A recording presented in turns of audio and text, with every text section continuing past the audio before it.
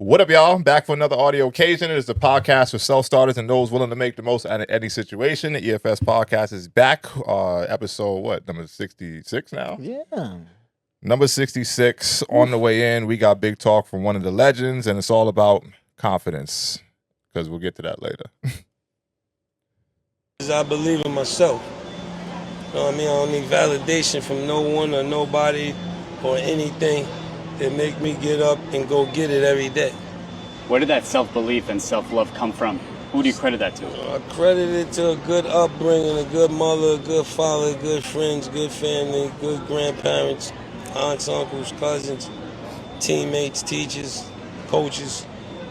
Do you have something enemies. Specifically? Oh, we can't forget about the enemies. From your mother specifically that she told you or did for you growing up that sticks with you till today? Always be respectful.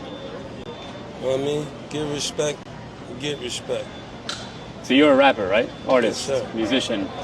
What was the biggest challenge in your career that challenge made you to who you are today? Overcoming the hate. They said I couldn't do it. That's what made me do it. And look at you now. That's right. Last question. Advice to your younger self, what would that be? Listen a little more. Pay a little more attention. Read a little more. You know what I mean? Reading is fundamental. I talk about that all the time. I should read more. Copy. I do not read. When the OGs talk, you listen, you know, and it's people with vast wisdom and just years and years. So, you know, we received that on the way in. But what we also receive is the guest that we have on the couch today. So, as we get this thing rolling, let my theme music run. Oops. Run. I'm still fingering this thing 66 episodes later. So, Hey, yo. Pause. That is wild on the way in. Just saying. we live, baby. We live. We are live. You know, it's a rule. Like, you gotta get through the first 2 to 5 minutes on YouTube before they start blocking your blank. So just trying to keep it clean. We good. For the first 5. But 5 minutes. On the way in, we got air horns in abundance. EFS Podcast episode number 66 is back, and we are here with a large couch today. Yeah. Large couch. Larger couch than we've had in a while, so I guess we'll go around before we get to the main person that we're excited about. My man, Waldo Black, is in the house. Hi, EFS the man, family. the myth, I'm here, the father to man. be, I'm the here. visionary, the artist, all that good stuff. We got Cream Christine back in the house. Round of applause for them. Pulling up. Oops, that was Okay, but crickets. My bad. Wow, crickets. Thank you so much. Thank you very much for And that. as always, I'm your host, the man, the myth, the legend from the EFS brand himself, the biggest brand that you don't know about yet, Mr. 1% 2 times, D Burke. And in the house today, we have a very, very special guest. So, round of applause for... I guess proper introduction. We'll give you the whole round of applause just because, you know, it took the 60 episodes for you to pull up, you know. But this person I've known for, when was our inception of it was 2021, I think. I was hoping you would know. It was 2021. It was 2021. You know, maybe I'd overstate, you know, my importance in your life because all of you connect with. No, I'm messing around. But I think it was 2021, and we never met in person until 2024 last year. Yeah. But good friend of mine from a distance. I would say one of my favorite people in the industry that we both work within. And we'll share stories about, you know, how we got to that point as we, you know, go through this thing. But we got my girl Debo in the house. Hey. Fresh off the plane. Thank you. Pulled up fresh off. This is our first flying guest. Flew in. First flying Flew in guest. just for this. I did. special. See you guys later. You know, so thanks for pulling up. How you Thanks. doing? I guess everybody check in first before we get diving into, you know, Debo's I'm story. good. You know, we just talked about all the nursery stuff and all the work. Baby shower in less than a week. Got Yeah. a new refrigerator for the mini fridge for the, you know what I mean, all the extra stuff we got to put in there. Yeah. I'm excited, man. I'm Ready to excited. go. Ready. Huge. Just ready. This is huge. Yeah. It's a big Excited for moment. you. I'm soaking it all in. I'm trying to like savor the moment, not try to look past it. Just like sit in it. Any feelings that I'm feeling, the stressors and all that, I'm just accepting it. I'm going, yeah, this is a beautiful. I mean, now's the time. I'm grateful to be stressed. Like I'm just like that's the thing. I'm like grateful to be stressed, but I'm also grateful that this is gonna pass. And I'm gonna get in a position where I'm like Blessed by the stress. Exactly. Blessed by the stress. I love that. That's a t-shirt. We might have to... EFS t-shirt. I don't think stress is gonna go away Yeah. No, But not it's like- not. in a bad way. But you can manage Always it. have it. Yeah. Yeah. That's all I'm here to manage my stress. Mhm. Thankful. No doubt. Queen Christine back in the house as well. Thanks for having me. It was unexpected. I actually didn't realize I'd be here today till about Till a few hours ago. 11. And I'm like, yeah, sure. A few hours ago. But yeah, feeling good. Not much to say. That's good. That's Thanks good. for having me again. So, Well, how are you doing? me, I'm good. You know, my running story is just stay uncomfortable, keep your head down, keep working, which is the state of my life that I'm at right now. So my blanket answer is always that, unless I need to say something else outside of that. But yeah, some big things coming down the pipeline that, you know, we'll speak about off mic when we get the chance to. Okay. But yeah, I'm in a real great space. Uncomfortable space, but again, really good space just from now having the freedom to operate within my own, you know, way. But thanks for pulling up. Fresh off the flight, a little bit of traffic on the way in. We apologize. The beach No, folks don't in be this sorry. area, you know, they're not too kind on Sundays about letting people get places they want to go. Yeah. But you made it, and we're here to talk. So I guess it starts with just me explaining how I met you first, which I did kind of tease a little bit ago. But without to the full story, she works with the company, or works with. What do you prefer? I don't know nowadays. Some people like one thing versus the other. So. It's kind of both, actually. I kind of like both. I work at. Work at. There we go. There we go. Let's do that. I work at. She works at. Yeah. He works at. And those of you who know, one of the biggest fitness conglomerates, brands, whatever, out there in the world. And, when I first ran into her, she was educating me on my new position that I was stepping into. And at that point, it was still COVID time, so everything was super virtual. Cool. People were scared to fly around, and I guess it just made a lot more sense to do it that way. And it had me on the laptop for must have been like 5-6 hours a day at that point, just learning and connecting with other people across the country, right? I don't think there's anybody foreign on that one, but across the country, just learning some things and then leveling myself up. But, I always appreciated the way that you went about educating and kind of just, making it fun, interactive, and just palatable at the same time. And it wasn't just you, it was you and someone else, but, I connected more so with the way you taught, and it always sparked my interest about, how you got to that point, to be able to just teach so effectively, and help me become a big part of the leader I would say that I am in a professional sense in this stage of my life. Athletics is one thing, so, we talk about that a lot on here, but in the professional sense, you helped me develop a lot of leadership skills that I kind of took home, but also wouldn't have really known unless I had that come from somebody, outside. And that person happened to be you. So if I never gave you those flowers before or told you that, then I must say that now. He's always spoke very highly of you. Yeah. So, this Tissues. I need tissues. So I should have asked. one of the my best homegirls in the fitness industry, and it went from there to just you being able to just follow up with me on a consistent basis, just checking in, making sure I was good, and just having an inbox full of just all kind of Black culture funny shit for just every day, week, or whatever she found something, she would just shoot it to me, and we had good laughs over that. I'm like, okay, this person's kind of dope, And from there, we shared stories. And then, when I was going through a turbulent time of my life, it's funny how people can kind of notice things without knowing what's up. And there was a couple of times he reached out to me and she knows some shit is going on with me. And I'm just not trying to, dive into it too much, but to then being able to open up and then connect on some things, life wise, and just staying in a good space while you're going through turbulent times. And then, just seeing how the relationship has kind of organically grown, and you just being an interesting person that has good conversation skills and just very easy to connect to. I'm I think she works on the couch. So, we do appreciate you pulling up for that. And from my side of it, it is an honor to have you on the podcast. And yeah, I'm excited for our first flying guest. So I guess we'll start with your story, because I did find out later in our time of knowing each other that you were an athlete for a certain part of your life. Retired, yeah. Retired. At this point, I call them dinosaurs, but on all fitness levels, I'm retired. not necessarily. No. We'll get into that in a little bit, because you did some dope shit last year that was kind of out of the blue, and I didn't even know you was doing that. But that's a little bit down the line. So give us a start in, I guess, the fitness, not even fitness, the athletic side of it. Are you transferring to the fitness industry? What was that for you? Your story. Well, first and foremost, where are you from? Okay. Let's talk about that. Where are you from? Okay, first, actually, the honor is mine because yes, it has been a long time coming, and ever since you started talking about it, I'm just gonna tell you right now, like besides probably you, person you, I am like one of your biggest fans. Yeah, like you are quite inspiring, and I think just even how you carry yourself. Why wouldn't I want to be on this couch, even though my feet barely touch? But that hopefully don't say that part. Relate, so that's why I'm I sitting on guess this. have been a little bit like less. You know, sometimes you gotta put your feet up. You know what I mean? What you gotta do. But I grew up in Seattle, well, north of. So I'm from Washington State. Okay, yeah. As an adult, I lived in Seattle, and that's how I started my journey within the brand that I work at. I'm not saying it. I played like league sports growing up.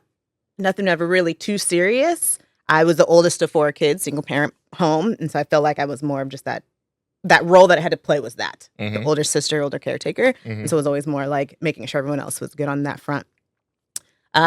College is when I dabbled more into like competitive, like real. I don't know, for me, like league sports. Yes, it was real. It was fun. It was still something. But one of my roommates was the captain of the rugby team. At the college that I went to. Okay. And I so thought it was about to be some different shit. It was like, No, rugby. no, it's rugby. Yes. And so finally, I mean, it probably took a couple months before the season started until I was like, okay, let me just try it out. Let me see what this is all about.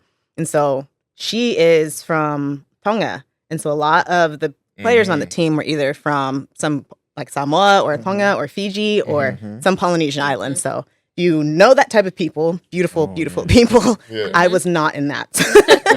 I was more of the runner.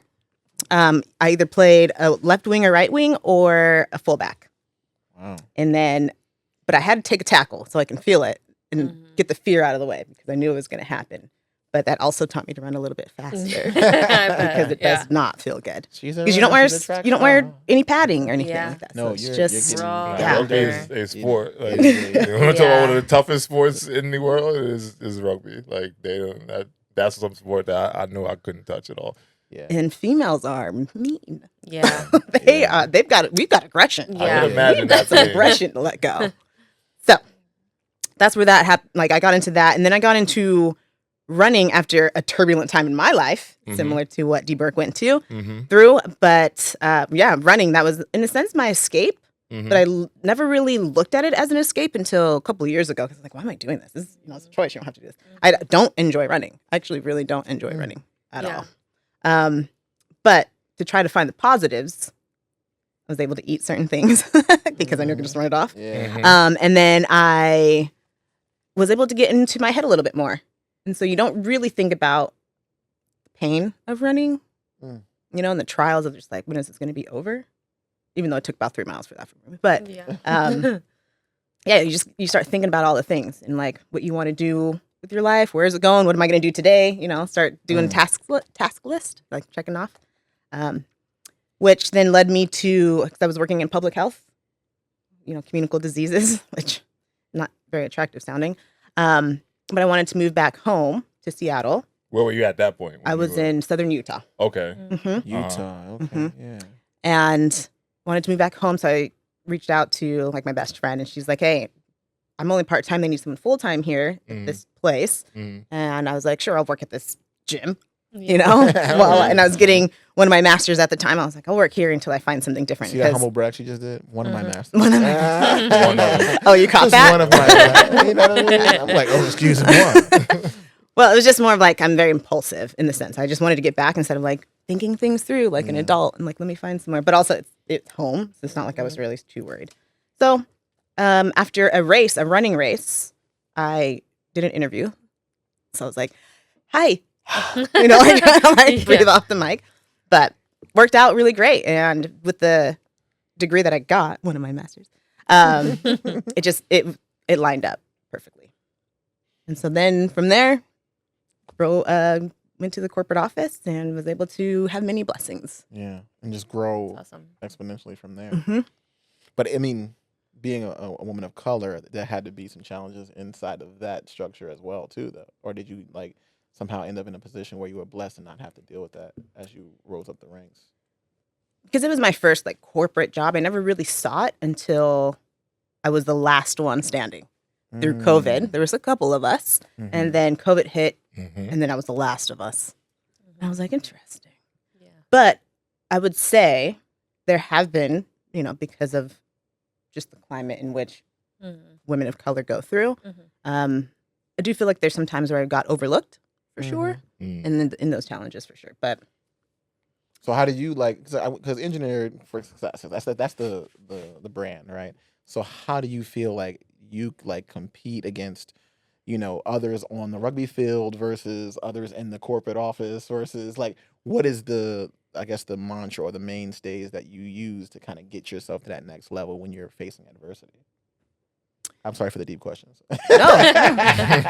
I'm just whoa, I ain't gonna throw you no softballs. I appreciate it. I think on the rugby field, it's not. Obviously they see your color, they see maybe where you're from. Like I said, I was with a whole bunch of Polynesians, and so you just know the strength in that. So I don't know that I really faced any adversity per se on that one. So I can't compare the two. They don't run hand in hand with me.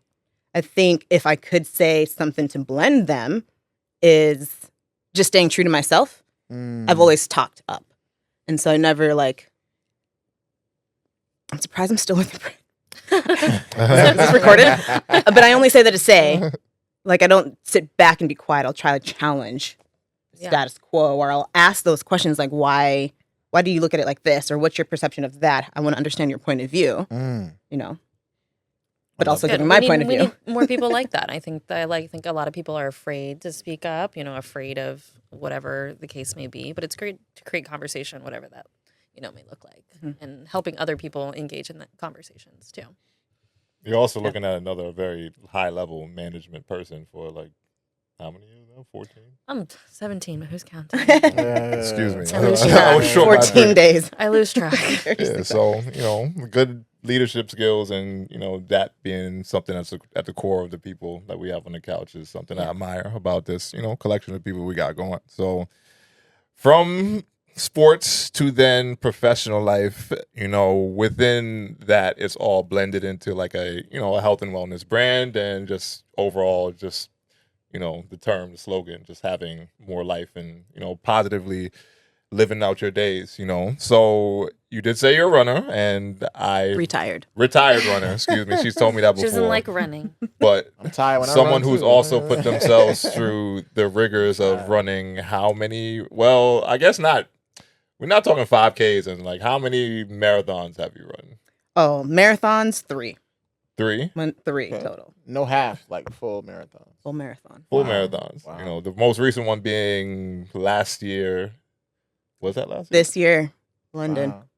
Oh, London. I forgot about London. Cool. Yeah. Wow. That was when I Last year retired. was the New York Marathon. That was the New York and this year Marathon. was the London Marathon. Mhm. So, big shout out to that. And It's amazing. just overall, how, I know you don't like running. And I know you said it's an escape for you. And Well, I it's do strange also. that you did 3 marathons. annoying. Right. I don't So like running. it's 3 marathons. it's hard to later. believe. Yeah. Truly. I wouldn't like running either after 3 marathons.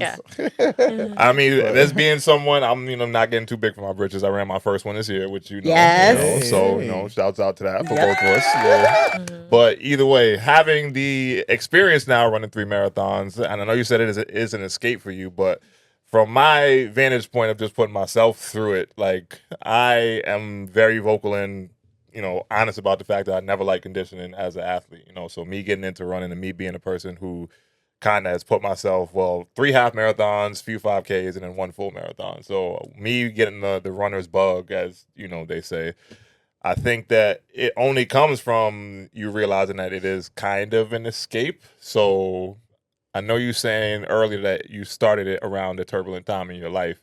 What was it about the physical challenge, but also having the mental escape from what you're doing that connected with you to that you wanted to do it again and again and again? Because I think as a runner, you have to be someone, or retired runner, or someone who's gone through that. You have to have something to connect to that makes you want to do it, because putting yourself through the training and just putting yourself through the process of getting ready to run the races is a thing. And, having seen it myself now in my own life, there's a bunch of different times where I'm like, do I really want to do this shit? Mm-hmm. So for you, I guess, what was it, about it?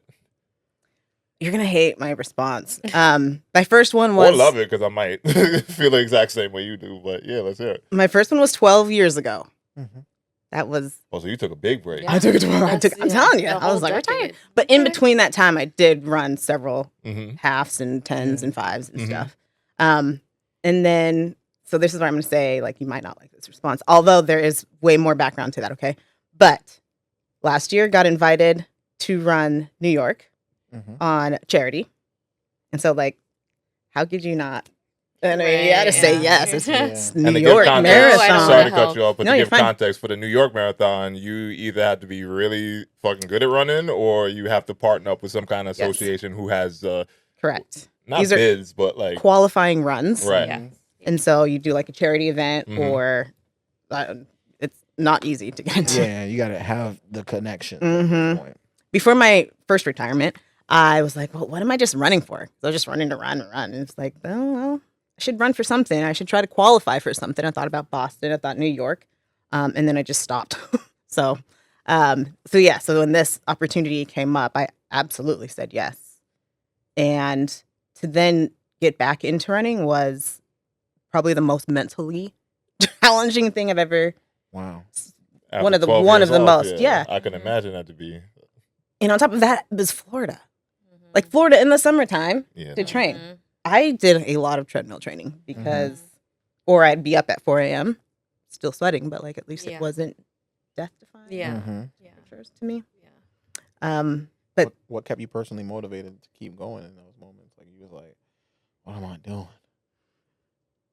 during my training, Yeah, Or during the race? Yeah, training during the race. Because after the 16 mile, you're sitting there like, I got 10 more miles. during is just the people that I was running with. Everyone was like working really hard, and even though I was just, I trained at 80%, and I felt that during the race. I trained at 80%. I felt it during the race. But I would say just the simple fact that, like, I think, okay, here, a little personal on this. I just stopped enjoying fitness. Something last year literally just clicked, and I was like, so unless you invited me to do something, I didn't have that drive to get up every morning and work out like I used to. And you're saying that's where you're at now, or you were I'm at still that kind of there. Mm-hmm. I'm not going to lie. I'm still kind of there, but it's gotten a lot better. So during that time, it was just really like, oh, you got to do this. You got to It's do more this. of a daunting task like, yeah, versus really daunting. Oh, yeah. So I think one, just to get back into, I wanted to feel good again. And so I think that was the main motivator Yeah. was that. But something that really special came out of that, and more so from the London one, is my sister is doing her first race because of. Wow. Yeah. Nice. So, you're the awesome. So anyways, that was Yeah. just a Right, yeah. side note. Yeah. Yeah. Shout out. But London also was an invitation. And again, one of those, it's in the series. London's part of the series, and I couldn't say no. Right. But I did not train. I ran 3 times. Yikes. So my post was very long because I remember the That- post. I remember the post. I cannot believe. So the proudest thing is that like I pushed through that mental pain because every time I saw EMS or an ambulance, I was like, I think it's time. Yeah. It's time for you to go over there. It's fine. What are you doing? You can just stop over there.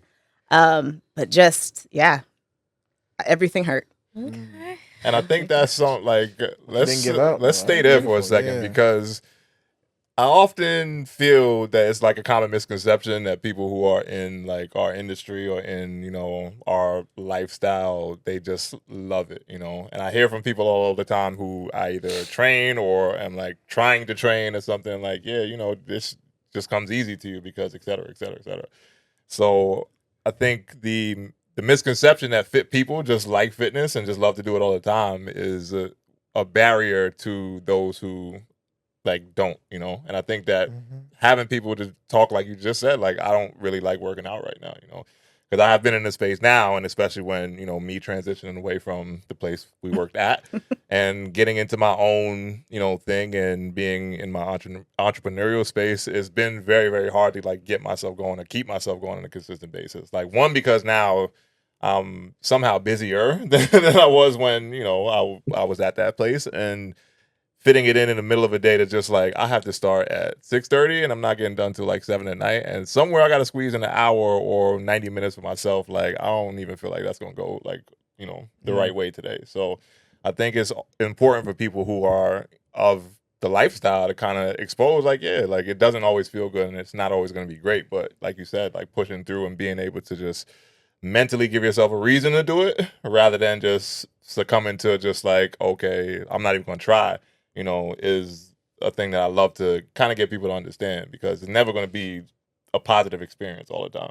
Even my trainer for my race, like, asked her, she knows, like, I was like, am I about to do this shit? Because my knee started acting up in the middle of my training to where I would run on Sunday and not be able to do anything till like maybe Tuesday, just because I was in that much of a pain. But I'm like, I'm committed to it. I paid for it. So at that point, it's like, when you pay for it, it's like you really got to step up to it. And I hired our guy Alex. He's the best. Yeah, he's dope. Like, he sent me a whole plan. He was checking in with me. So like having that support system around me was what kind of got me through at that moment. And just even nowadays, like, fast forwarding to where I'm at now, like even like me and her relationship and everything around fitness is like what kind of keeps me going too. Yeah, it's good to have like an accountability partner to like help keep you on track. Yeah. I mean, they say the hardest or the heaviest weight when it comes to the gym is the front door. And that's, a testament I can speak to. I haven't done no marathons. Unless they're dance marathons. I've done probably the most dance marathons on the couch. But that being said, I resonate with some of that, like, mentality wise, where it's like, I don't want to be here. How do I like get past that? And I just force myself, that discipline in there. I'm like, you know what?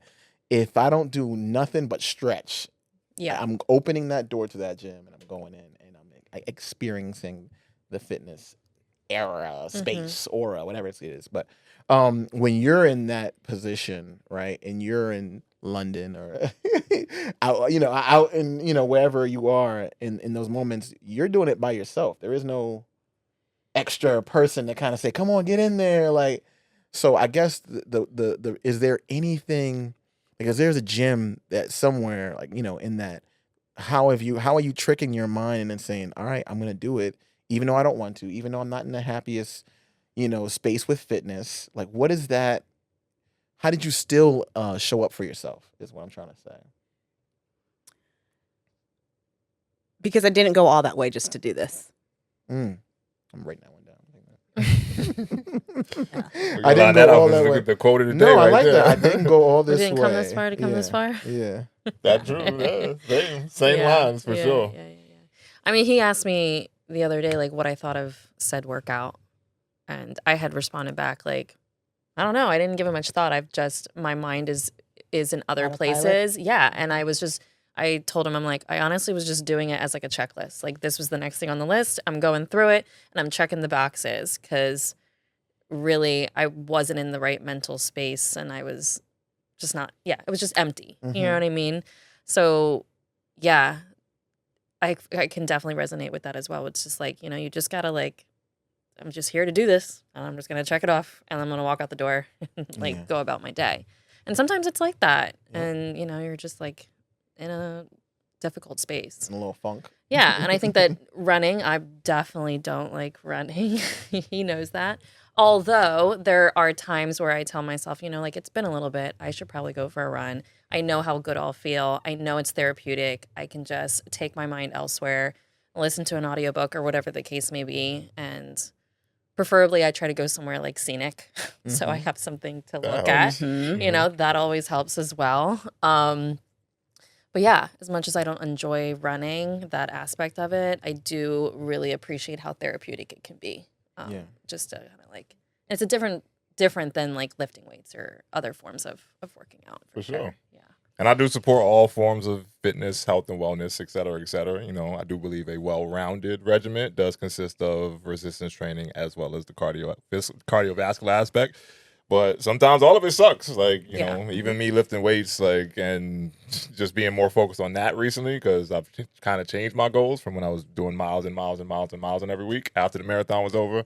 But also understanding that sometimes something is better than nothing, too. It's something that I'm embracing now, because I often get in this headspace of like, all right, if I'm not going to do an hour to 75 minutes, then I'm not really getting much done, And then I get kind of down on myself to say like, all right, well, I didn't do anything today because I didn't live up to my standard of what I thought my fitness should look like. So, you know, adjusting your standard sometime to say, if I can fit 45 minutes in and just work on some primary movements that I want to make sure like I'm sound in and just mix in whatever else I can. And then just trying to do things to have fun with it too. Like me, I've started to implement a lot more like plyometric work to my regimen lately just because I'm a long time athlete. And, you know, when you're almost 40, knocking on the door, like it doesn't feel the same. So, you know, trying to do things to challenge myself in that way is how, you know, I try to get myself over the hump. So, you know, for those of you out there who are listening, you know, it's not always going to feel good. It's not always going to be the best experience, but you know, the journey is like just that. It's a journey, lifelong. And sometimes it's going to feel better than others. And you get in a good like groove, you get in a good space, and it's a month or two and you're like, yo, I've been super consistent and look how it's paid off. But, you know, sometimes it is a struggle. So embrace it. And again, like embrace the journey and all parts of it. Yeah. Or also like maybe find something that does bring you that joy. Like, or every once in a while, I'm like, I'm just going to go do a yoga class. Like, I just want to like do something different, you know. Mix it up. Keep it I'll interesting. go dance. Mix it up for just sure. like find that like form of movement that like brings you joy, a little bit know of what joy. I mean? So, But what do you do when you look guys are differently. coaches? You guys are in the fitness. You know, y'all in it deep. I'm just like dipping my toe in. Maybe cannonball every once in a blue moon. But what do you do when you got people that you're training that are exhibiting those behaviors of like wanting to give up, or you know what I mean? Like, how do you inspire or motivate them to not fail or give up on themselves? Because I know you do it on a consistent basis. But I think for me, yeah. to like lead off your question, I think for me, what I try to do, even more so in like my state now, because, you know, I've transitioned, is just create an environment for the people that work with me to always want to be there, you know. And obviously we just said it's not always going to feel good, but, you know, creating a community aspect, which is something I learned from, you know, the place I was at for, you know, such a long time. Like that helps people to just want to show up and being like you said, all you got to do is walk through the door. So me personally, I'm very big on like checking in with my clients, anyone I'm like working with one-on-one, small group.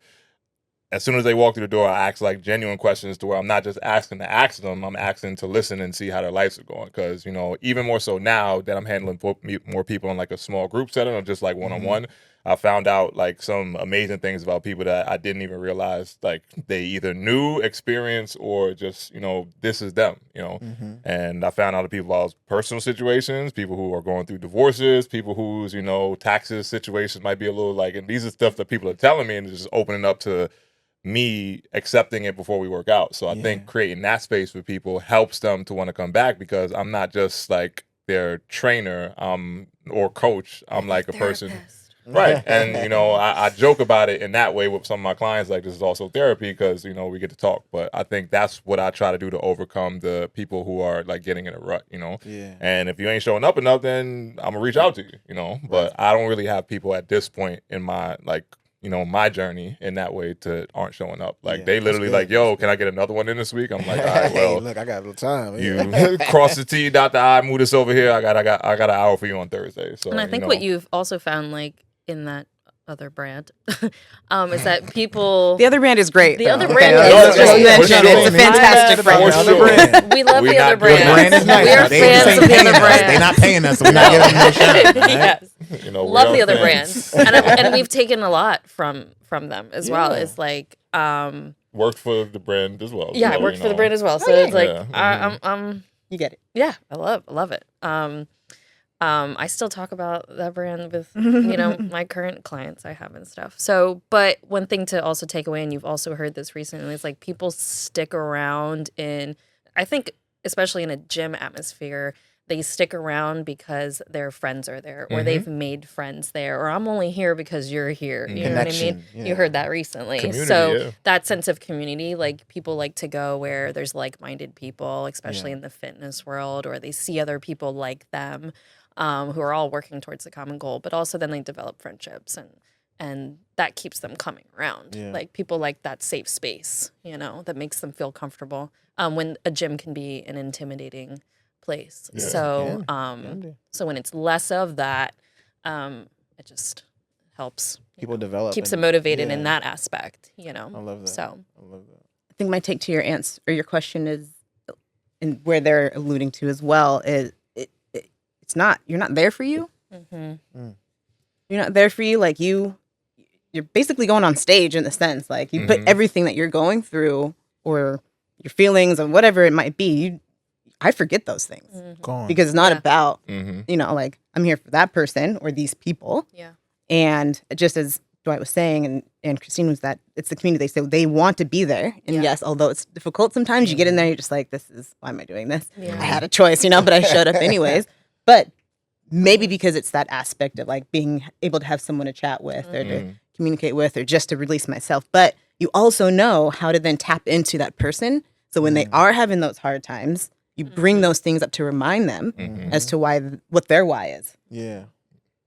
I love that. For sure. Quality.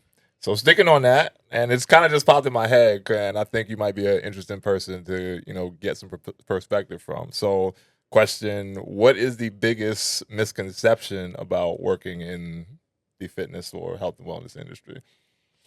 From your perspective. Yeah, I kind of gave mine, but I'm like, I'm let me shoot this one off and see what you think. Biggest misconception about working in fitness or, that space.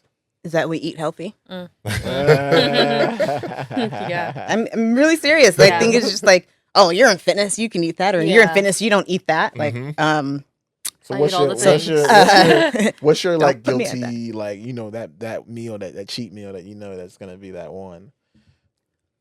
It's not so much a meal, but I love pizza, but chips. Oh, just chips. I will buy chips all day long. And I have them as snacks. I was like, I literally can't keep chips in the house because I will eat a whole bag. Yeah, I don't eat But I chips anymore, love going to find a new chip. Like when I find a new chip, I'm like, what's this flavor? This looks fun. I'm going to try this. Sweet potato chip thing that I can eat. It's like low carb. So Love a chip. I'm diabetic. That's why I was like, I'm not fooling with chips like that. I'm more savory than sweet. I had 30 so years like, of it. I'm okay. but I also think it's the amount of you. Yeah. So whether it's a meal, Exactly. I might do 3. Yeah. 3 chips? I can never. No. Servings. 3 servings. Servings of What is that? The whole bag? I'm not talking chips. I said meals. I said meals.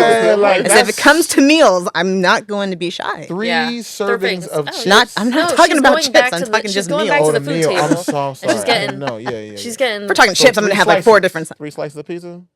Or 6. Yeah. Oh. She's going back to the food table and she's going back for seconds and thirds. Like, I got you. At the buffet. You know what I mean? Yeah. I got you now. That's I come from a different, because I was 400 pounds at one point. Like, yeah, I know, a lot, right? So to be where I was to where I'm at now, it's like, nah, I can't even, don't even bring it around me. Yeah. It's not even worth it to even go down that pathway because I know how far it can get. So I just like, no, I'm okay. I don't need no chips. But you also don't want to feel that way either. What? Like I don't want to eat how you were before. Yeah. That's true. There's a part. It's not even so much like don't bring it around. I ain't gonna lie. There's a part of me that's like, man, I wish I could just go get 30 Parmesan garlic wings. You know what I'm saying, with ranch and what's the name on the side, just go crazy. But then sometimes it's like, nah, I don't need that. Yeah. It's a battle internally. Over time, you get to that place where you're like, okay, what's more important? I got a baby on the way. I want to be here a long time. Like that, there's things that are more important. I've had those experiences. Haven't had this one. So let me just see. Doubt. I do think that's a serious answer. But I think the other one is that they think that we can physically just do it all. Yeah. Like what? Like physically can like lift a building in a single down or something like that. You know what I mean? Like you strong, you got this. Yeah. So if I did like, let's say High Rocks recently, it's like they're like, oh, of course you can do that. You can do that. That's only you. I'm like, it's actually very challenging. Are you kidding me? It was so challenging. It doesn't matter how athletic you are. Wait, you did High Rocks recently? Yeah, I did. Well, I mean, March. So not that recent. I was just saying more recent as in like what's newer on my plate. I didn't know that was on the checklist of things you did. We was talking about doing one. We was going to do the one in Madrid, actually. Do it. That's before I quit my job and decided to start a whole business for myself. Do it. Yeah. But yeah, it's still on the list. It's on the checklist. Cool. That's more CrossFit though, right? Fitness is hard. No. It's a fitness competition. It's a running sport. It's running. It's mainly running. Yeah. It's not running.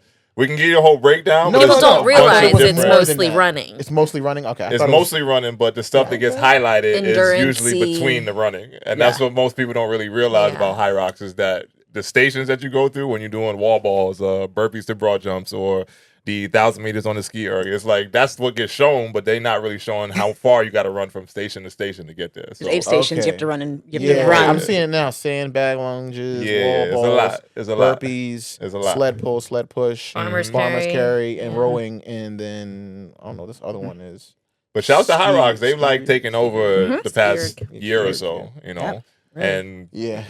someone I would potentially like to, reach out for some kind of partnership at some point. But we got Yeah. some things to do first. I'll do a but 5K. yeah. That's what I'll do. I mean, it Yeah. starts small. Yeah, It yeah, starts do it. small. And End every- small. I'm not going to. I'm not going to no high rocks. I'm Start okay. and end small. I'm okay. The expectations for y'all and me. My two first different 5K levels. was challenging.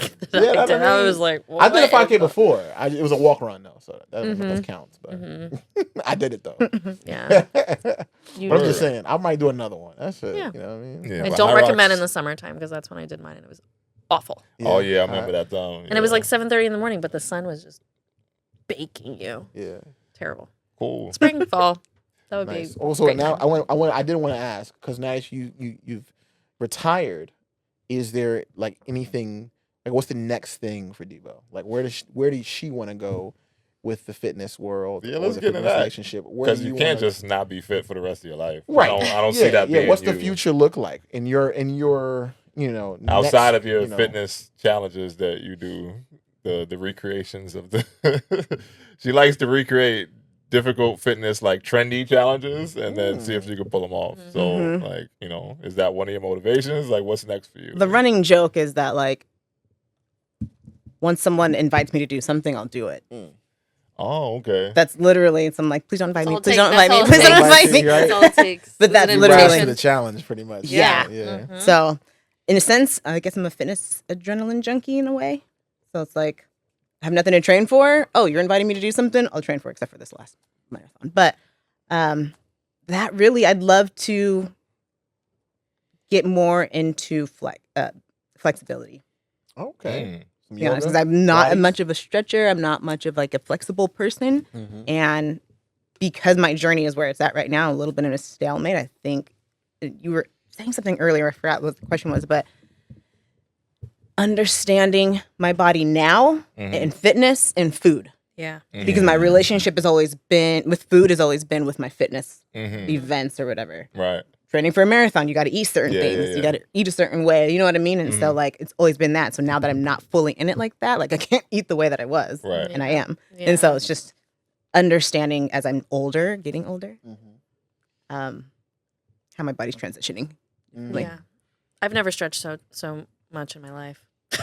But it feels great. For Yeah. a certain And I reason, noticed or- that it's so beneficial. mhm. But like, yeah, once I hit 37, yeah, You start breaking With- down a little bit. yeah, you're like, whoa. Tightening up. Exactly. Them knees. Exactly. they I ain't miss like the Megan no more. crash out. Fitness crash out. I'll put my Yeah. body through so much over my whole entire life of athletics that, sometimes I forget that I'm almost 40 and then I just Yeah. get into a state of just going and going and going and I forget Until your back myself. goes out. Yeah, You're like, right. whoa, So- 140. But yeah, definitely flexibility and mobility is Mm-hmm. one of the pillars of my fitness beliefs. So yeah, I'm big on that. For sure.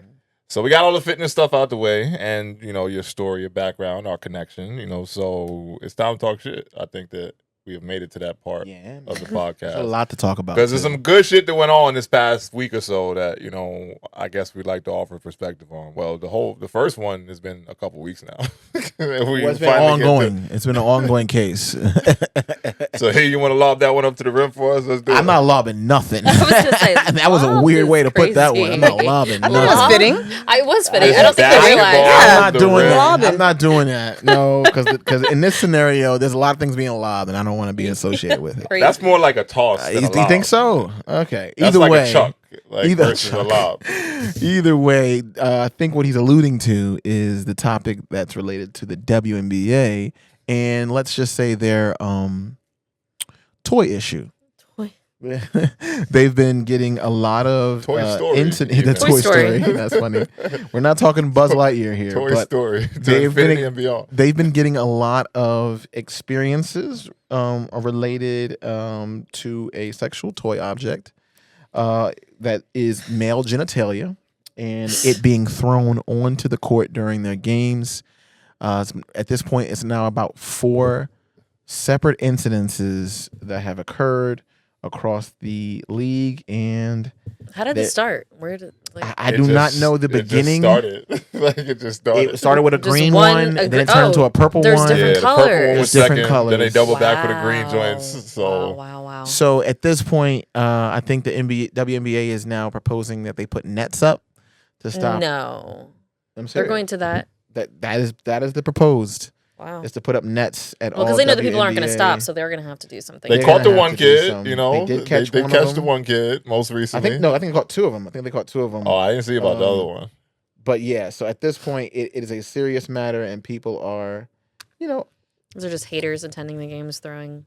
the players are upset, but what are you gonna do? So now the real question is, it's on the floor, no pun intended. What do you guys think of the situation and how it should be handled? This is weird. I mean, I've personally had shit thrown at me in basketball games before, so Hopefully not that. Sex toys? Nah, nothing in that. Okay, Nothing good. like that. But Yeah. I've been in countries, South America, not as a continent, but countries in South America. I've had stuff thrown at me on court, like water bottles and shit like that, and even overseas in Europe as well, too. Yeah, from my memory, it was at least two places where I was at in Europe and one place in South America where I had stuff thrown at me mid-game. So as a player on that side, like I do respect the safety part of it because you don't want to throw one of them on the court. Somebody trip on it, sprain their ankle, and then the story behind that would just be crazy. Well, Like, I think one sprained player my already ankle. got hit. Yeah. So That True. one But girl, no one's she been made a seriously comment. hurt. No one's been seriously injured. The motive behind it, I can see someone trying to be funny. Don't they search people's bags when they come in? I think that's for Where are you hiding that? explosives. Okay, well, I'm pretty sure you There's- can't hide that in your pocket. Per what I read, they don't have it doesn't have metal inside of the Right. toy, So it and makes so it it through. doesn't. Yeah, Mm-hmm. They can't just search bags. I It mean, might they be at search the bags at the bottom. water park. You're right, but yeah, I did get my at the bottom. snacks through. I mean, now I would assume the safety precautions is elevated a things are little bit, massive. but before they really just worry about any kind of explosives or dangerous Well, objects. now they So have to worry about right now you got to worry about Probably easily something you can just put in your pants too, You as a think? male. as a male. Yeah. Yeah, large pockets. Yeah, it's difficult to prevent because you can't see where that do you sticking put out it? of your- Where do you put it? well, like I mean, if you put it there, In there, and then you The area. can't stop in them, there. you gonna frisk them? What are you gonna do? Yeah. You know what I mean? So it this gets to a is point where we're crazy, in it. and then you got to frisk everybody. And Exactly. it takes long as hell to get into the game. Like that's just ruin it. One bad apple. Yeah, is, they've But how do They you did think this. we should address the issue? How do we fix it? that ain't above my pay grade. They got to figure that out. Like, I know. Obviously, I guess don't put the know. nets up. nets. This is very- okay, is that the issue that we really want to talk about though, or is it the simple fact that this is a male genitalia being thrown during a women's basketball? So the sexualization of women now has fallen to the WNBA. It's that part of it too, but I think it's more so the fact that a lot of people consider WNBA players to be of a certain sexual preference, and I think that's wrapped up in this too. Interesting. And I think So they throw male parts. true, but I guess the thought process is that if you are someone who prefers women, that this may be something that you might use during your encounter with them. Okay, I see. So what I you're think saying. it's I see where multifold in you're a going way. in that. But yeah, I'm interested to hear your perspective too.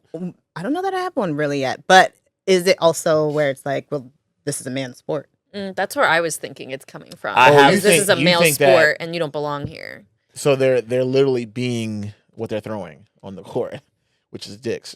Like, So I'm just saying, I don't know. I never Yeah. correlated that way, but I see the perspective you guys I was have. thinking it from that way. I think women's basketball has been it's been around for a long time, but it No doubt. never Like, really it's like rose there- up it's like- until Like, we don't take you seriously. Like, it's like I'm throwing a penis Interesting. at And you. there's a lot of that too. Yeah. And I would say that there is a certain section of the population that doesn't respect women's basketball in that way, and they treat it like what you're saying, I'm not sure the motivation of these people behind the incidents with the the toys being thrown and everything. But when I first saw it, I looked at it more as that, just knowing the perspective of and even some male basketball players too, and I've had homegirls and friends and people that I've been really cool with over the time of my life who are women's basketball players that are again, they don't like guys, So I think that it can either be that or the other thing to where it's like someone just trying to be funny and tossing some shit out there. It's like that, Yeah. I mean, the person that was arrested is 18 years old. Yeah. I do and not kids know and the trolls. depth of understanding like the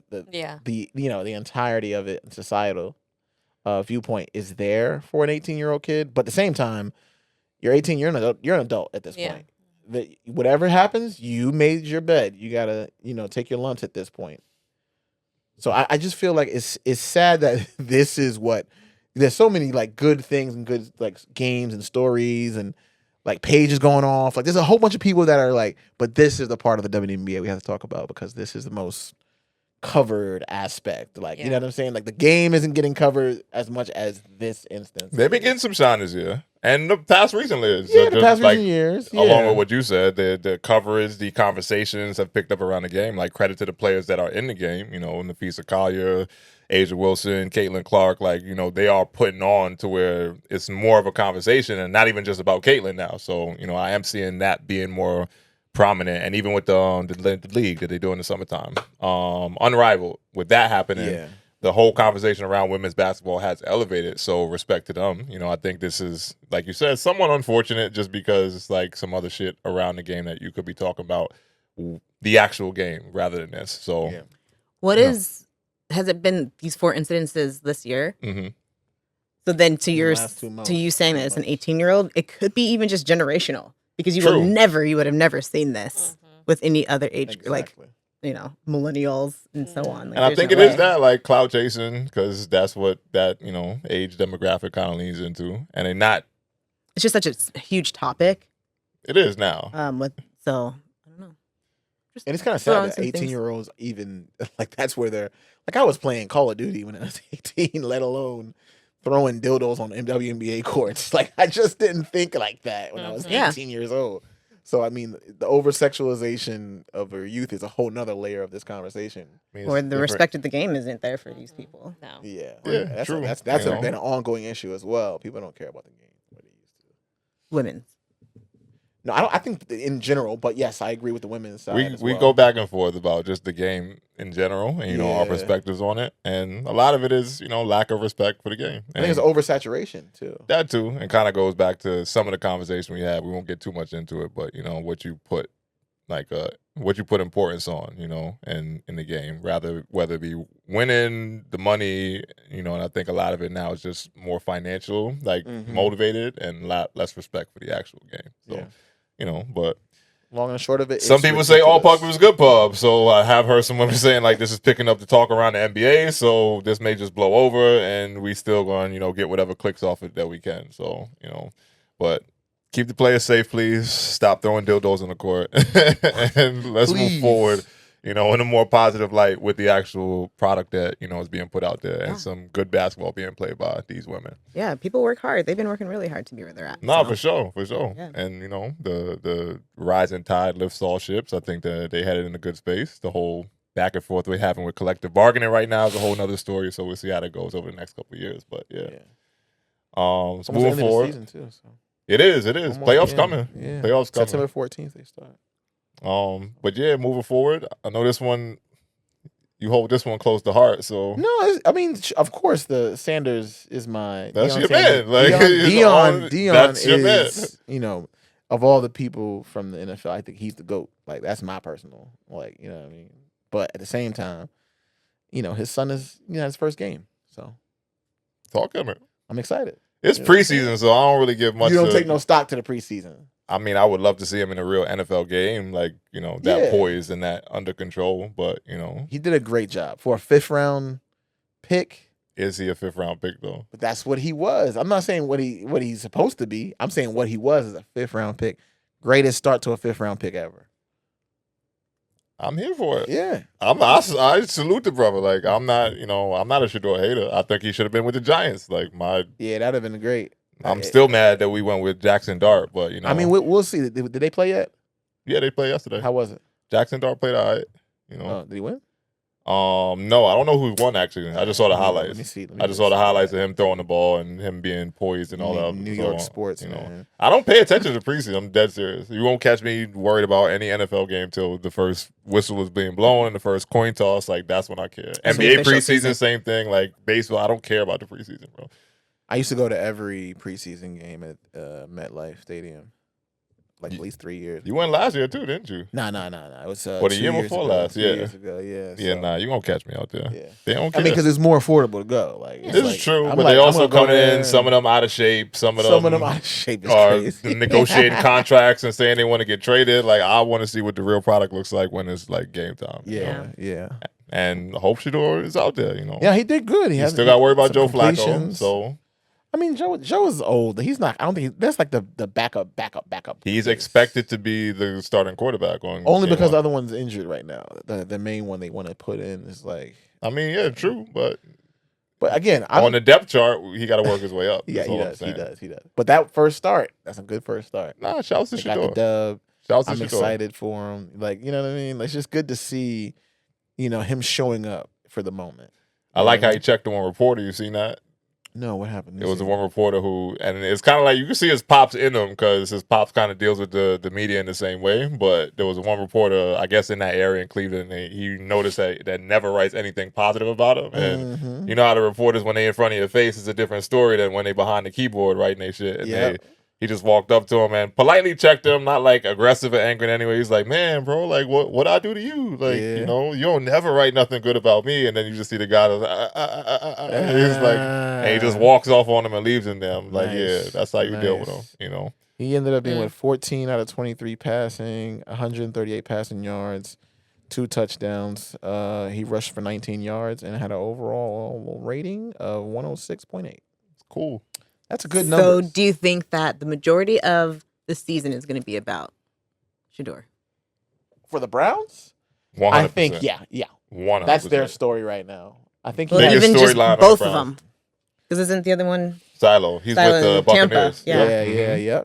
Yep. I didn't check his stats, but I mean, I think that Shadeur was the bigger talent of the two, and his brother is pretty good too. So I'm not, trying to slight him in any kind of way. But I think the slight for Shadeur headed into the draft was what will be the story for the rest of the NFL season for the Browns, And then the whole, if they start somebody else besides Shadeur, the person who's going to start is going to have a lot of pressure on them on a week-to-week basis to perform. So society is expecting a lot. Yes. And all that pressure is going to get to, do you think it's going to get to him? Nah.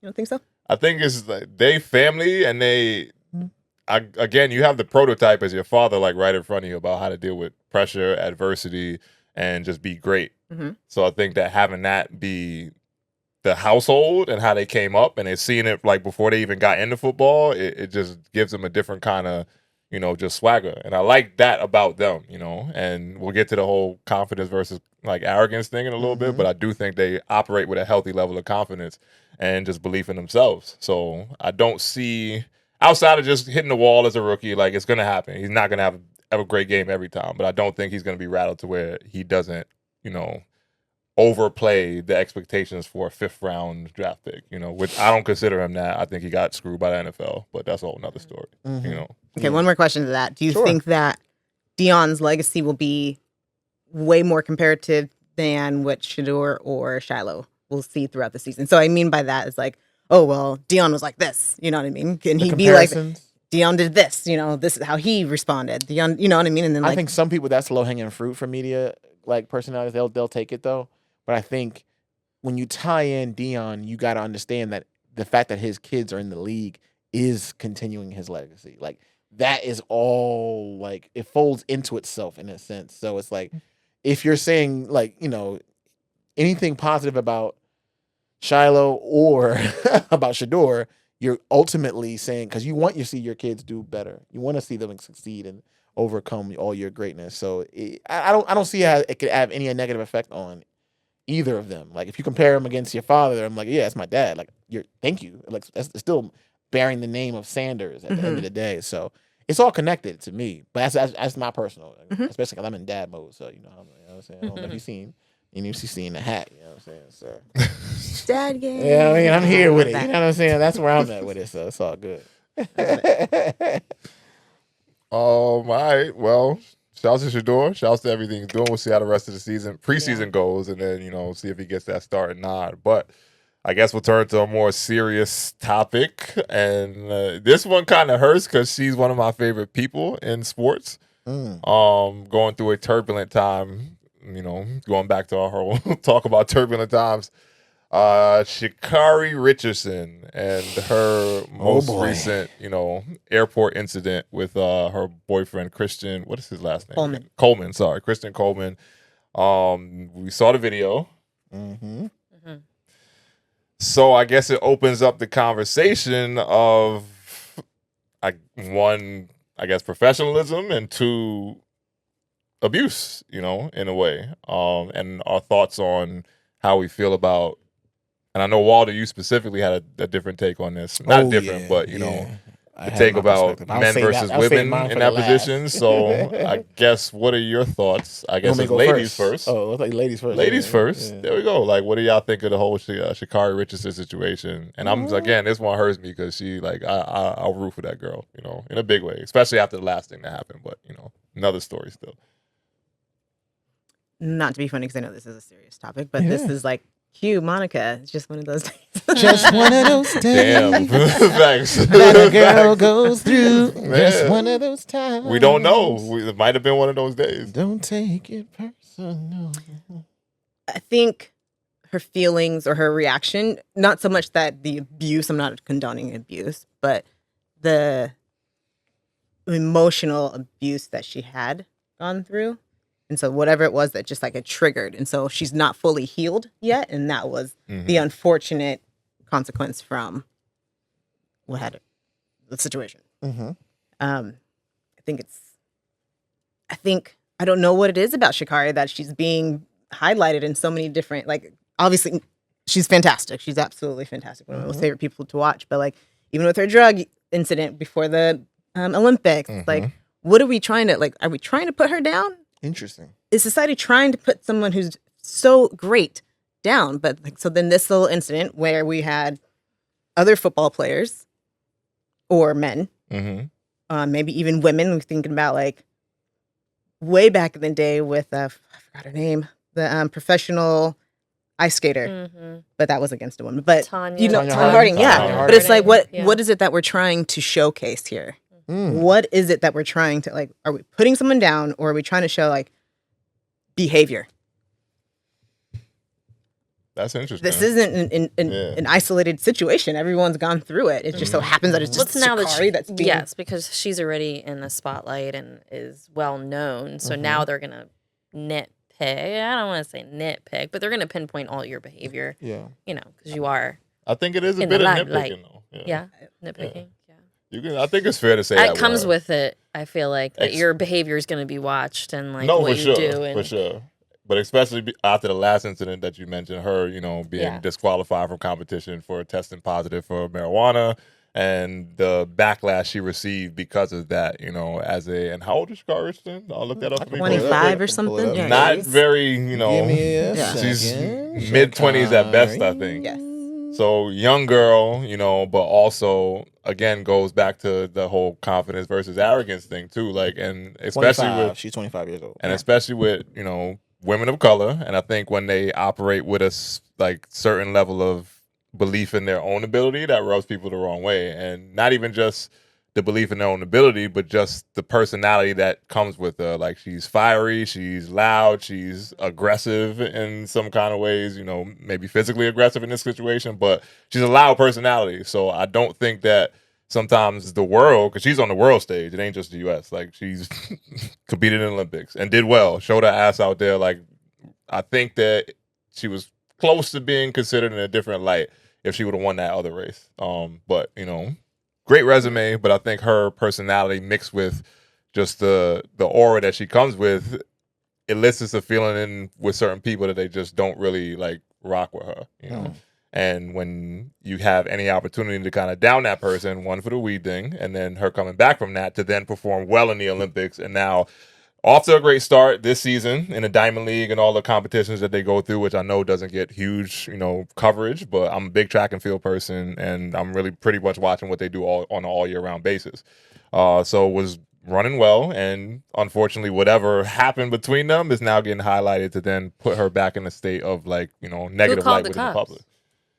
Probably spectators, because Christian Coleman said he didn't feel that she should have been arrested. And the way he responded in the incident, shouts to him, because we understand that men are a lot stronger than women, and that could have went a different way had he chose to be aggressive in return. So I think whatever was going on, he took the understanding route and was trying to just diffuse the situation. And even after the incident, I'm not sure if you saw his interview, because they that's what she's talking about. Yeah, they drilled him basically about what was going on here, and he just kept a straight face, I support her, just trying to make it as easy on her as possible, knowing that and this is before the video even came out, so that the world could see it. So I think he held it down in a big way for the person he's with, and hopefully they can mend whatever went wrong in that situation. I don't want to speculate on what happened.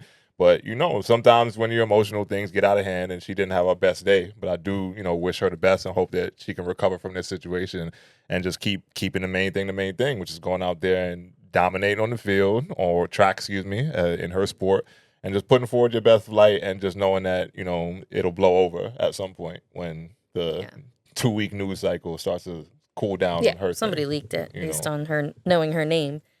I'll give a shout out to Christian, though, for reacting or responding the way that he did, because anyone could have taken that and I'm out, especially in this day and age. But understanding emotions, but understanding a female's emotions, because I don't think a lot of people are strong enough mentally for that. And I appreciate that of him. It was big, and that was what I was looking to see after it happened, because, anytime, not that it's my business, but, if they're on a public stage and they're for a conversation like this, because you're in the public light, I was interested to see how he was going to respond to it. And, spot on from him about holding this girl down in that situation. And I'm not looking at it as something that should knock her out of her trajectory. It has the potential to, but, she showed she's able to overcome adversity before. So, I still root for her and I still champion, and not everybody's best day. A lot of people's worst day doesn't get played out on a public stage like this. So, better judgment, she's in a public place. So I do think she should learn from that and,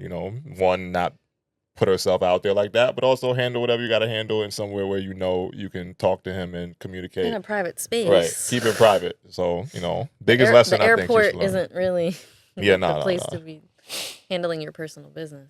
For sure. She was triggered. Something triggered her. Doesn't know how to deal with the emotions. She yeah. She's 25. She's still young. Yeah.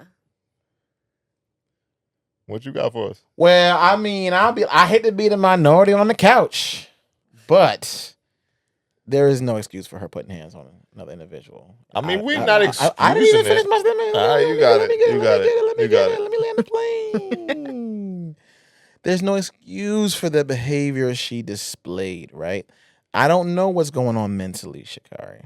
All right, I do believe that you must have been experiencing something.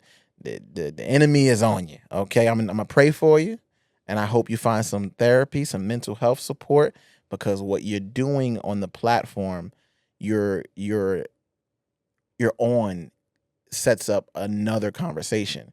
How many other young ladies are looking at Shacarri and are emulating the behavior that she has? Even a woman in her stature and her status is hitting on the guy she's with. And that sets a precedent that is slippery slope for young girls that say, oh, I'm going to hit him. If you do this to me, I'm going to smack him. I'm going to do this, I'm going to do that. It's I do not want that to be the glorified image of what we're looking at when we look at Shacarri. Yes, young black queen that's successful, has greatness in her, but yet she's misusing that gift in instances like this where she's displaying herself in a way that just goes against what we know to be right? What we know the right thing is. So, I can give her grace in that she lost her cool in the moment. I'm not saying this is a damning thing that she shouldn't be, pulled from all the things that she's doing. No, but if it was Coco Gauff or if it was Shadeur, I would be holding them in the same light and the same accountability as well. It's you can't do that. You're putting in a position to be a leader, whether you want it to be or not. You are. You're a role model, whether you want it to be or not. And because you're in that space, you have to carry yourself at a higher level. And it's unfortunate that her misstep was caught such a public platform. Like everybody in the airport now in the whole world can see, oh, Shacarri, especially when she's like, what's the word I want to use?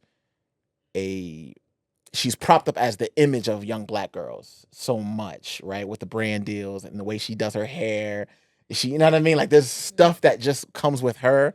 And when she acts out in this way, it's a ripple effect of how we as in our community is viewed. So I just want to, I think that there is a part of me that's like, I feel bad for her in this instance, but also a part of me was like just we said earlier, you made that bed. Guys throwing stuff on the court. You made your bed. Whatever comes out of that, you got to take your lumps, right? And then push forward and bounce back. I strongly believe she will. She bounced back before with the marijuana situation. She'll bounce back with this. When it comes to, though, the dude, Christian, I feel like he's in a lose-lose situation. If he stepped away from her, everybody would have crucified him for that.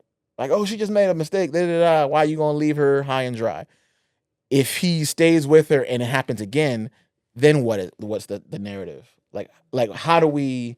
Because in my history and training and professional life, this isn't a one-time thing. If she's capable of doing this now, typically this is something that's happened or could happen again. It's a cycle of abuse, right? So she felt very comfortable until in public. she heals herself. Exactly, Yeah. but that's it's not an easy thing. It's a tall order. Mm-mm. So I'm like, if this has happened in public in the middle of the airport, there's a chance that this guy is being abused consistently. Mm-hmm. If we switch the roles and make it a man doing that to a woman inside the airport, I don't know if we would give this much grace. And that's the double standard I see in society when it comes to abuse. And as a person who's survived an abuser. Oh, she's definitely done it to him before. It just wasn't in public. Yes, that's what I'm saying. It's 100% happened before. And that's what I'm saying. Like, she felt very comfortable in public doing it. So I think there's a deeper issue for me when I see that. And I'm like, nah, like, she's doing this consistently. And it's just now it's coming to light. Yeah. I think there's, like, if I was you, brother, I would step away from that relationship personally until she heals herself. But again, everybody has I said the same thing about Travis Hunter and his girl. I was like, I wouldn't have did it, but hey, it's you. It's your life.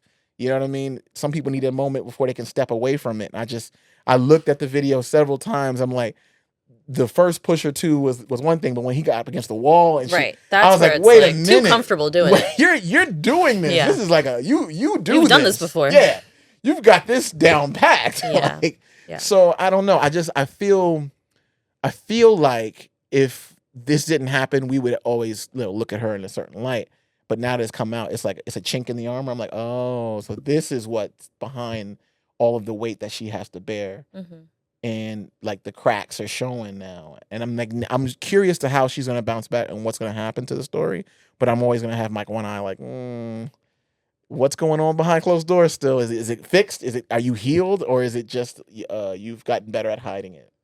That's There's a lot of things that happen behind closed doors with lots of people. No doubt. Fair. And we just don't know. Appreciate that. But we only see it because now it's out there. But again, I give her grace. I'm hoping that this can we can all heal, grow.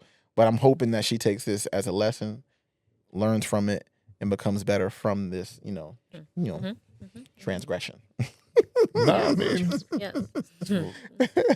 hopefully everyone can recover and career wise and be just fine. Don't put your hands on nobody. I don't be touching nobody. nobody, man. I'm never saying that she, whatever reason she had felt for doing it was the right reason. But I do think that sometimes people just need to go through things publicly to make some changes or switches. And I'm glad no one was seriously injured, but it is good to see, him still try to hold her in a good light, probably knowing what she's been through in the public before. That's fair, was my main point about that. Yeah. But that said, Solange knows. Keeping it in track and field. We got one more before we get out of here, and this one about putting hands on somebody. The segue there. Yeah, some hands was put on people in this one too. Good one. And still in track and field. One of my favorite people to hate on. Really? There you go. One of my favorite Truth people to comes hate out. on is, I mean, I was honest, Don't back hate in on the- Kenny like that. Not Kenny. I know. Kenny's my guy. I was joking. Kung Fu Kenny is Obviously, my no. guy, but the whole Noah Lyles and Kenny Bednar beef, I guess, at this point. A lot of speculation about what the beef is about. I was doing a little bit of digging and potentially heard about what, could have sparked the issue. But the internet went ablaze, I guess, in the track and field community after the 200-meter showdown between Kenny and Noah Lyles. Noah Lyles ended up coming back to get the win. Kenny was out to lead the start, but we all know Noah Lyles has great closing speed and, brought it home. So at the end of the race, if you hadn't seen it, as he's going across the finish line, Noah Lyles stares at Kenny, and I forget exactly what he said. He mouthed. But as he was coming across the finish line, he kind of crossed paths with Kenny. So from what my perspective is, when you're going full speed and you're trying to slow down, you're putting your arms out to protect yourself. But it looked like he pushed Noah Lyles. He intentionally He pushed shoved him. him. He shoved him. He, Yeah. But he also crossed his path, I think. Right. Nah, he ain't crossed his path. Which was a perfect How opportunity do for her you to push for someone him from to the push back him. if they don't cross your path, if you're not in the same lane? Nah, he just ain't like what he did. He disrespected her. I Well- mean, sure, it could have been that too, but I'm not saying one way or another is, the exact If he fact, hadn't but crossed his path, he wouldn't have pushed him. But that was his opportunity to. You're in my way, Sure. and I'm going full speed, and I'm now going to push you. Fair enough. But the original point I was going to is just with Noah Lyles and his braggadocious nature. We had a intro audio that we played a few pods ago, which was kind of a breakdown about Noah Lyles saying that a lot of the things he do doesn't connect with people because when you are confident without the backing of just a track record, that it comes off as arrogance. And my biggest pet peeve with Noah is that he doesn't dominate like that to be as, braggadocious as he is, Like he's had losses, he's had races where he's come up short.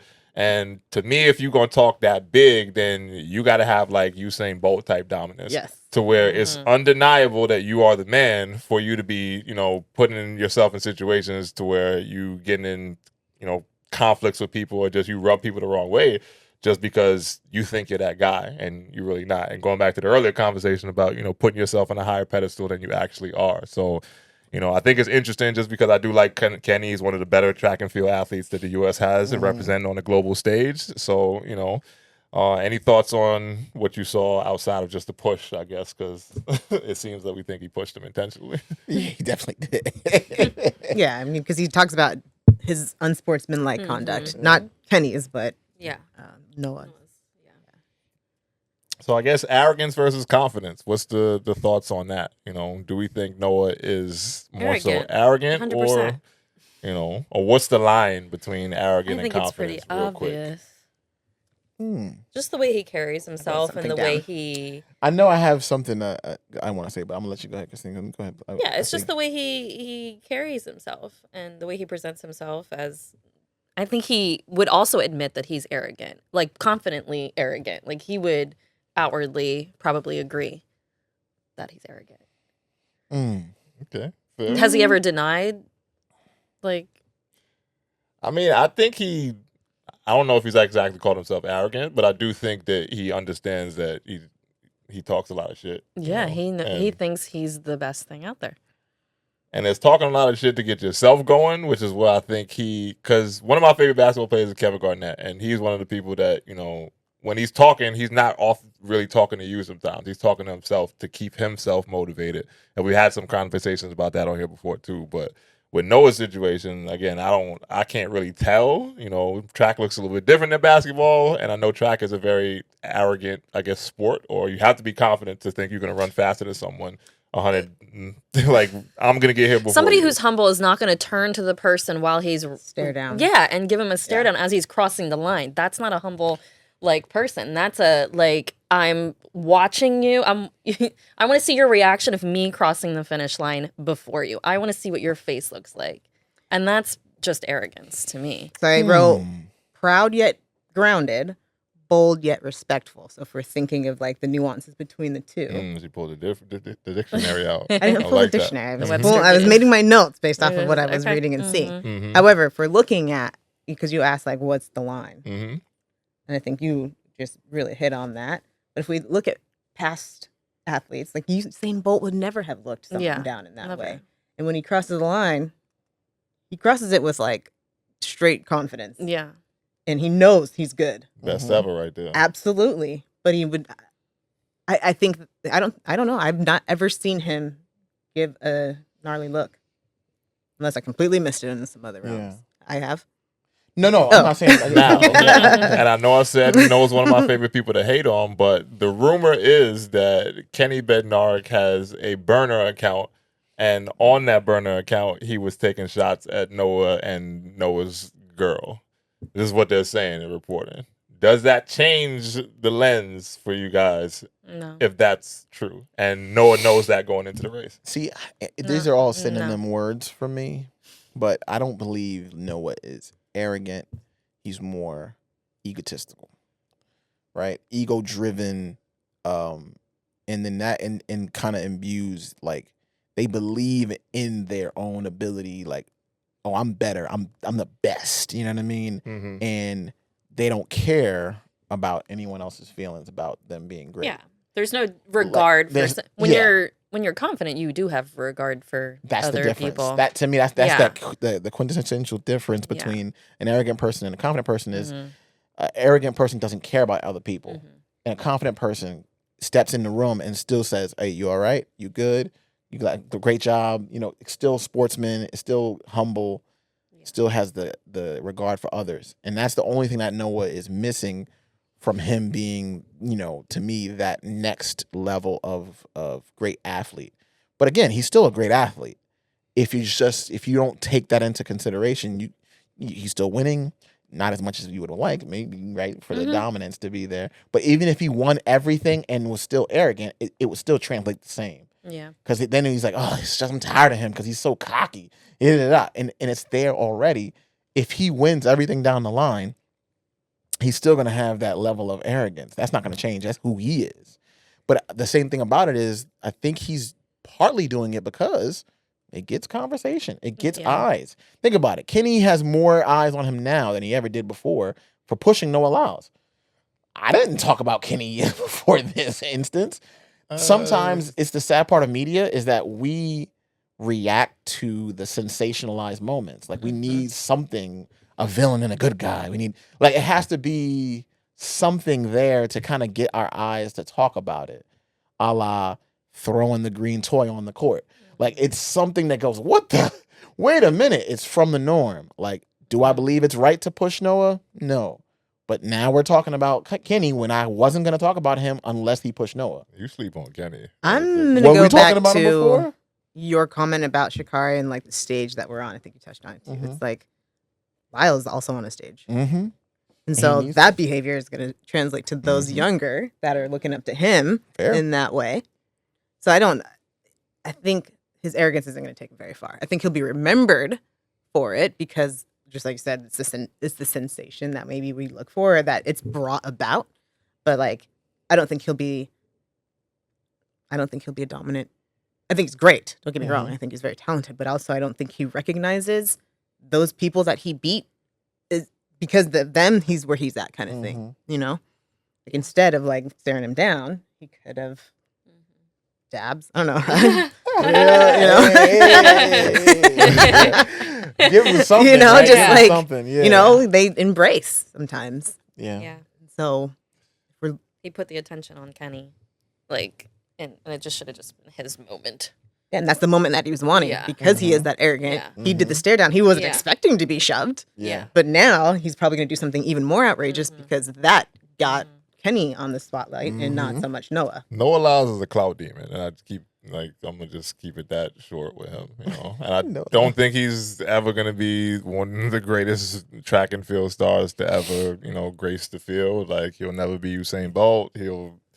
I don't even think he'll be Maurice. I mean, I know he might be faster than them, but he's never going to have the reputation that Michael Johnson and Maurice Green had running for the U.S. Like, you know, and that arrogant shit, it does rub people the wrong way, you know. So it's good to hear other people's perspective on it because I've always thought that he is arrogant. I do think dominance does give you a little bit of a room to, like, you know, pop your shit. But if you're not even dominating your sport all around, like he's probably the best 200 meter runner. 100 meters, he can be beat, you know. But if you're not showing that level of dominance over years, then I don't believe that, you know, you warrant that kind of respect from the track and field, just, you know, gods and, you know, your name in the ranks and the name in the books and stuff. Yeah. So, I mean, but shouts to him. I know he's trying to get attention on track and field, and it does help to have someone yell it from the rooftops in some kind of way. But, you know, it's my perspective, you know. Yeah. I'm curious to see what happens next time they race against each other. That's going to be. Kenny said he got him. Yeah. He said he ran 5 races. He was fresh, and if I'm fresh and I line up with him again, I bet I'll beat him. That's what he said in his post-game interview. And I know he was hot too, because he was trying to keep it professional and respectful. But you know, he was definitely let him know, like, next time I'm gunning for you. So we'll see, man. Yeah, we shall see. But yeah, as we get ready to close this thing out, you know, one more time, thanks to our special guest Debo for coming out to the pod. Round of applause for her showing up. It is quote time, and the quote's on me this week. Simple and sweet, and I'll let you know where it comes from and where, you know, why it relates so, you know, deeply to me. From one of my favorite podcasters. I'm no stranger, and you guys know that, you know, I'm a Joe Budden podcast fan. He said something in passing the other day on his pod that connected with me, and it kind of is just where I'm at in life. But the quote for the day, simple, short, and sweet. It says, "If you're willing to work, you'll be okay."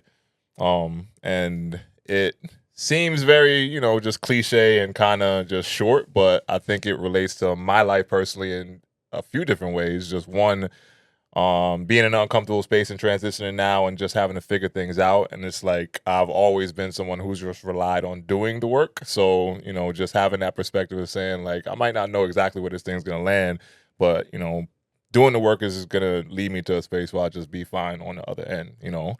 But then also in a kind of personal sense too, because I'm big on self-development and just being a person who tries to grow in all facets in life. But I think sometimes, going back to what we talked about, turbulent times, you know, sometimes you doing the work is working on yourself to become a greater version of who you are. So outside of anything professionally that's just monetary or just success related, I think one of the successes in your life is being a person who works on yourself as well. So that's my quote for the week from myself to you guys. So hopefully that connected. So as we get ready to wrap this thing up, we'll tell you to stay safe in this crazy world and guard yourself mentally, physically, spiritually, and all things in between.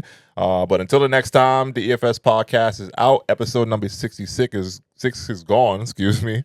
Thanks for coming out, and we catch y'all later on the flip side. Oh, don't forget to like, comment, share, and subscribe. Because we didn't say that in the beginning. Tell a friend. Waldo forgot to remind me. So, hey man, I'm human. But yeah, man, we catch you on the flip side. Peace. All right, y'all.